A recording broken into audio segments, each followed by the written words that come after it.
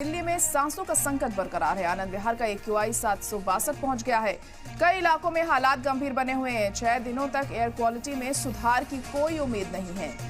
तो बड़ी खबर इस वक्त आपको बता दें कि एयर क्वालिटी इंडेक्स लगातार बढ़ता जा रहा है। दिल्ली की हवा खराब हो रही है और आनंद विहार का जो AQI है वो 762 तक पहुंच गया है। ऐसे में काफी दिक्कतें पेश आ सकती हैं। लोगों को कई बीमारियों का सामना भी करना पड़ सकता है। प्रदूषण लगातार बढ़ता जा रहा है और दिवाली के बाद इस तरह की चीजें हर साल हम देखते हैं और इस बार भी यही हालात बने हुए हैं और कई इलाकों में हालात काफी गंभीर हो गए हैं।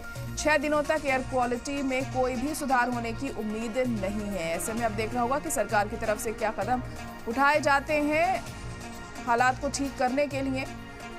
तो AQI लगातार बढ़ता जा रहा है। 762 आनंद विहार का हमें देखने को मिला है और दिल्ली के बाकी इलाकों का भी AQI लगातार खतरे के निशान से ऊपर ही पहुंचता हुआ दिखाई दे रहा है। तो दिल्ली में आलूदगी की मार बरकरार है। आनंद विहार का AQI 762 तक पहुंचा है और दूसरे इलाकों में भी हालात कुछ अलग नहीं है।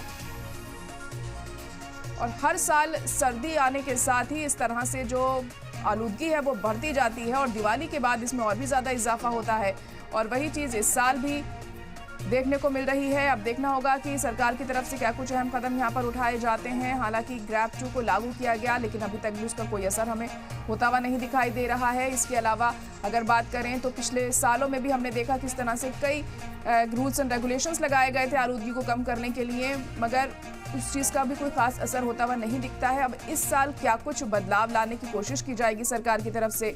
हालांकि बयानबाजी भी जमकर होती है इस मुद्दे को लेकर। अब दिल्ली सरकार को घेरा जाता है ऑपोजिशन की तरफ से और दिल्ली सरकार की तरफ से बार बार यही कहा जाता है कि पराली जलाने के चलते इस तरह की चीजें सामने आ रही हैं।